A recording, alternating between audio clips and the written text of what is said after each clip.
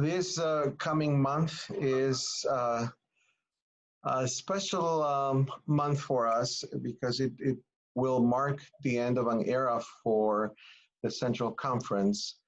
One of our associate superintendents will be retiring at the end of June after 15, 16 years of service. And I wanted to have an opportunity to just interview her and ask her questions. So welcome, Debbie. How are you? I'm good, thank you. How are you today? I'm doing okay. I'm doing okay. And this, as I said, this is a kind of like a good, but it's still a little bit sad because officially you'll be retiring after, is it 15 or 16 years? 16 years. It was 16 years in March. Yeah. So tell us, what was your first role in the Central Conference when you started?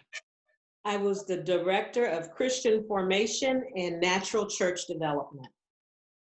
And what was your responsibilities on that? Well, with Natural Church Development, I was responsible for, resourcing the coaches that went into our churches and worked with our churches on revitalization. That was our first crack at revitalization, was Natural Church Development. Oh, really? And so I was nice. I didn't realize that was the first part of that. Okay. So you've done a bunch of roles. You really know the conference very well, not only because of tenure, but also because of the many relationships that you've made throughout the years. So tell us a little bit about the other positions. You've done quite a bit. So tell us a little bit about those. Well, I was also the Director of Christian Formation. And so I worked with Doreen Olson's department, working with developing workshops and, getting material and training out to our churches. So I would also go out and provide training, but I also developed some of the training as well, because that's what I used to do in my prior life. But I also became one of the coaches for Compassion, Mercy, and Justice, and that's under Reverend Debbie Blue when she moved into her role as the executive minister. And I also oversaw I'm forgetting stuff now. Hey, listen, you've done a lot. So you're gonna cut it off, right? Good. You have done more than you have probably forgotten more than most of us have done. So don't feel bad about that at all. But so you've also, obviously you became also the associate superintendent. Yes. And then you said, hey, I want to do something on top of that, and you became the director of church planting. Tell us about your experience in church planting. I got to tell you, being the director of church planting has been one of the most exciting roles I can say that I've had at the conference, because I didn't know anything about church planting. And I had an opportunity to just get my hands dirty and understand what our church planters do. They are amazing. I just love them. Crazy too, right? Well, no, you know what? I don't know that it would be considered crazy. I think that they mostly love the Lord that much, that they want to make sure that whoever is in their community knows him as well. And they are just jazzed about making sure they don't leave any stones unturned. They want to make sure everyone knows the Lord for themselves. And I love the travel, visiting the churches, spending time in Marion, Indiana with Andrew Morrell. That was fun. Learning how not only are they taking over a part of a building, but they're also building a school as well. So it was a dual purpose ministry. It's just amazing what they're doing in Marion, Indiana, and plus the rich history. It's just so much that, I encourage anyone to go, just go and experience Marion, Indiana with Andrew Morrell. And then also spending time on the South Side in the Roseland community with David Washington, doing a wonderful ministry there, working with the people. That's the community he came from. And so to go back to the community where you grew up and want to make a difference is huge. And I kind of spoke with him a little bit after the protests, after George Floyd was killed, and how the people in the, their community got just ransacked. Food desert. Yeah, it was a food desert. And so what they were doing was cleaning up the community. The members of the church were out there with brooms and dustpans, cleaning up the community and trying to help the members of the community become whole again, because now they got to figure out how are they going to get food. But anyway, I don't want to dwell on one thing, but I just think that all of our church planners are doing an amazing job. Uptown community with Jeremy Falk. Jeremy is doing some wonderful ministry in Uptown, along with the other some of the members from Jesus People. They have become a part of Uptown, some of them, and they are just walking alongside and doing the ministry that needs to be done. I'm amazed at the amount of time that is spent with some of our Latino brothers and sisters and the ministry that they're doing in their communities. I think about Gregorio in up in Lake Geneva. Yeah, in Lake Geneva. He works so hard, but yet he's also almost like a social worker. He spends time trying to bring souls to Christ, but he's also an interpreter. He's there for all of them, for their members, trying to help them to make it, day to day, and helping them to understand who the Lord is. It's huge. It's a lot of work, but our church planners, I believe they are up for the task. Drina and Raphael, wonderful ministry. They are always fundraising, always doing something to bring the community in.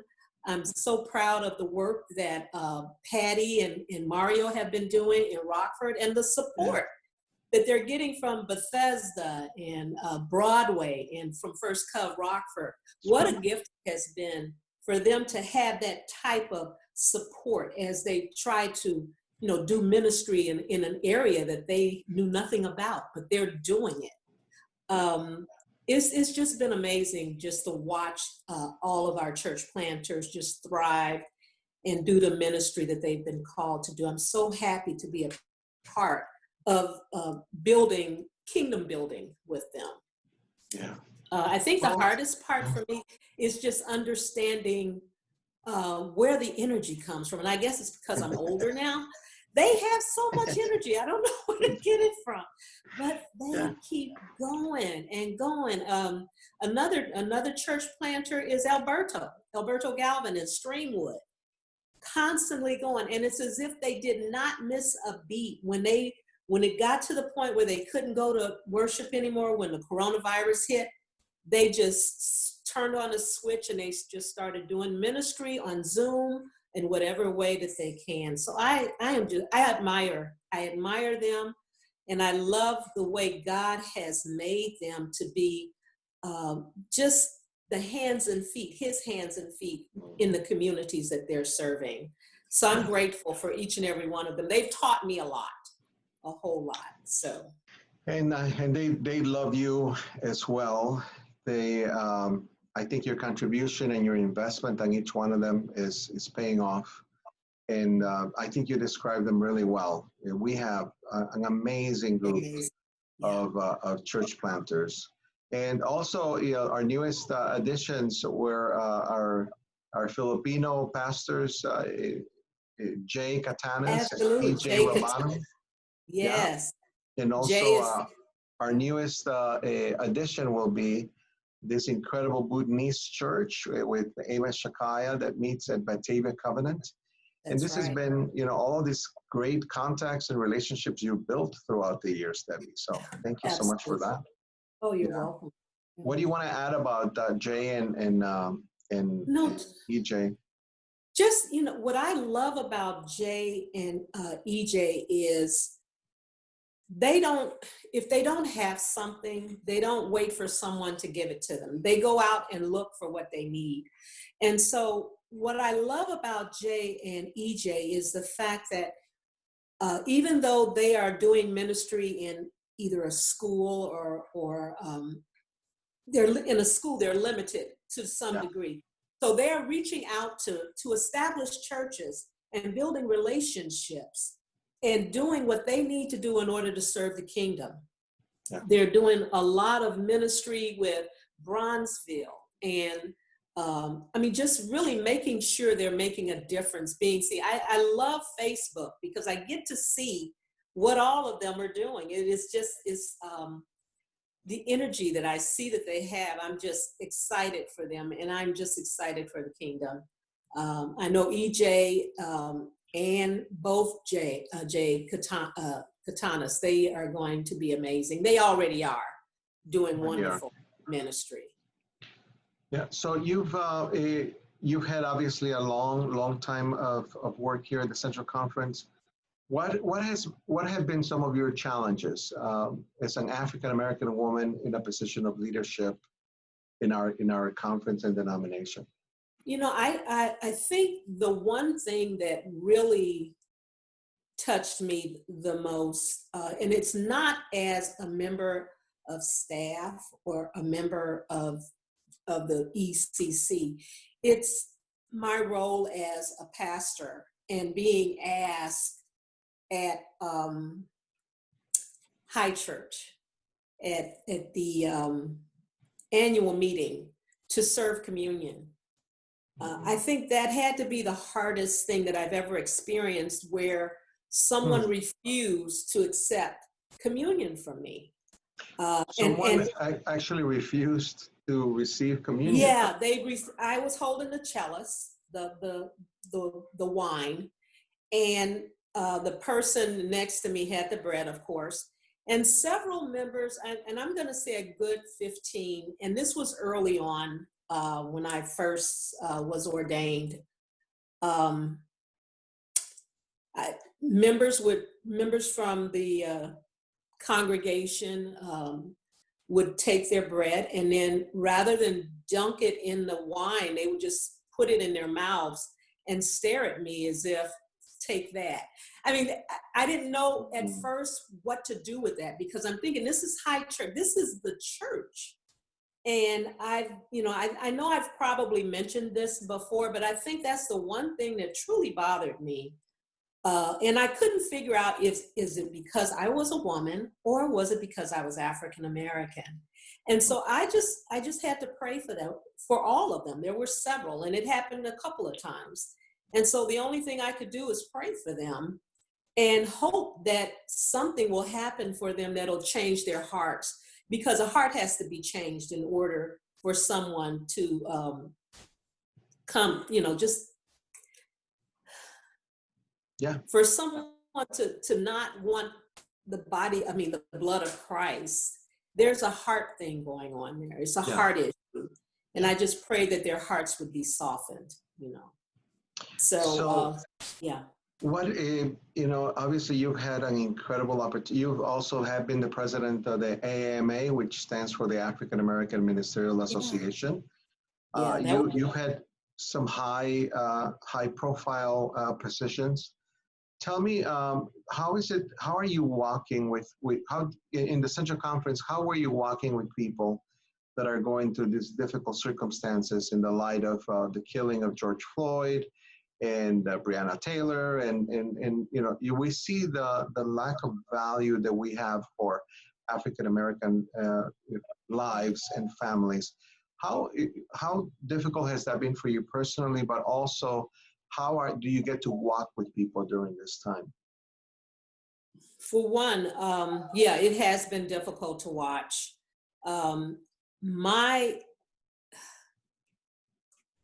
The one thing I can do for those that I've walked with as far as in spiritual direction or just talking with people in general is to let them know that they are being prayed for. The hardest thing was listening to someone say it was a present day lynching. And I've heard that not once, but several times. And to know that these things are still going on, but it never stopped actually. Right. We just didn't know about it. And so the one thing the only thing we can do as Christians, as we love one another, is to pray for each other and hope that as we go through these periods, that hearts will be softened. What I love is the fact that our young people are not giving up. They continue to march. They continue to protest, and I'm proud of them. I'm proud of how they are standing up for what's right. It's been going on for over 400 years. I mean, I came through the civil rights era. I had my share of times where I've been looked at differently or followed in a store. We've all, as Black and brown people, have had to go through that. Yeah. But you persevere. You have to keep going, or else, you can't give up. That's the one thing. We cannot give up. We have to keep moving forward. And so watching them on TV, watching things change, because these young people are not going to give up, and I'm so proud of them. And I hope they continue to push and continue to do what's right. I had an opportunity to participate in the six-fold test several weeks ago. And just knowing that even in the ECC, we're going to continue to persevere, to do those things that are necessary to make sure that we are a church that represents the kingdom. And that's what I'm so grateful for, knowing that things will continue. Not that I had a whole huge amount to do with anything, but I just feel as though as I leave, as I'm moving on, what's retirement, right? But as I move on, I know that the ECC, the Central Conference, will continue to move forward in a positive light. I just feel as though because of the love your neighbor as yourself. And I truly believe that's what we are living out, loving our neighbors as ourselves. And I'm grateful for that. And so, yeah, I'm excited about the future. I'm excited about how things will change for the better. I look forward to what God's getting ready to do through all these young people. It's a gift, truly is. So how do you think the conference is helping our pastors? And what do you think the role of the conference is in this difficult conversations and in difficult times? Because COVID has been a very difficult time for a lot of churches. It has. I think what we've been doing has been huge. Being available, walking with our pastors, finding out from our pastors what members in their congregations are experiencing in COVID and in what way. How are they being impacted? What we've been doing through the gifts of members of the conference and through the Covenant Children's Ministry, those funds that we've received in order to assist our members of churches is huge. They need that help. We may not be able to walk alongside of each one of them, but we have pastors that are there that can do that. So we work through them to get the word out. I think that that we are, as a conference, I believe they can see what we do now. At one point it was all, they weren't sure, exactly what it is that the conference does. The conference is doing ministry in a way that is, just larger than, years past, I believe. We're meeting needs. We're making sure that our churches are equipped through various training programs that are available now. Also, just being in our churches. Danny, you yourself, you've been to just about every church in the conference. Just being available, making sure they know who we are and how, what is it that we could do to assist them. So I think we are, especially at this time, meeting huge needs for our churches. I think you're being a little modest too, because you set up this fund to send gift cards for groceries and for essentials to families, and you have blessed over 100 people. Is that correct? Yeah, over 100 families. 100 families have received the minimum of a $50 gift card, and thank you so much for that. Thank you for caring for our conference and for having that heart that, to raise funds. And we did that as and of course we also had a grant from Covenant Children's Ministries that allow us to walk with people. But thank you, because that's who you are. That's exactly who you are. Well, tell me, who are the women that have influenced you in the conference the most? Who are people that have been in part of shaping who you are? I would say Debbie Blue.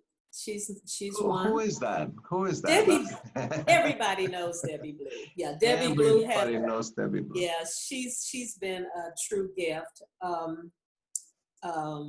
Karen Brewer, just a sweet, sweet spirit. I just love her dearly. She's been an awesome friend, and just someone that I pray with quite a bit.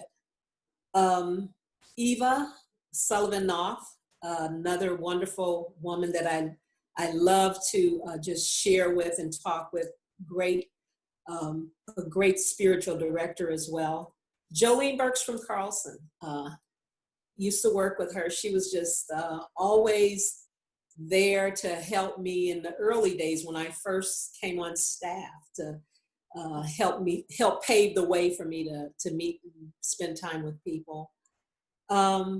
So many. I hope I didn't forget. I mean, when you start naming names, you're truly going to forget someone. But oh, and that's okay. That's okay. Yeah, there's too many to mention for sure.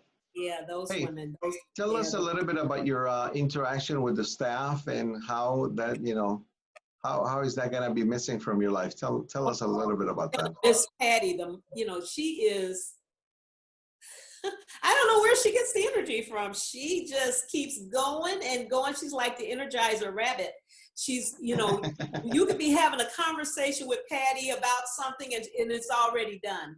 So, I'm going to miss Patty. Patty is just an amazing young lady who continues to do ministry. It doesn't matter who gets the credit, long as it gets done, and that's who Patty is. Gonna miss Jill, but I'll still get to see Jill. She is a sweet, sweet spirit. She and her husband, John, and those beautiful girls of theirs have truly blessed my soul.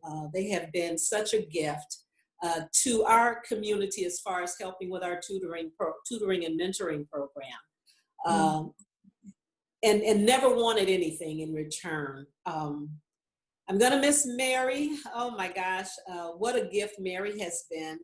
She is always on top of things, always making sure things are correct and right. Just got to know Kevin, but I'm gonna miss Kevin. Sure. He is a detailed person to the nth degree. He knows about everything. But I'm gonna miss you, Danny. Your wit, your humor, your love for people, genuine love.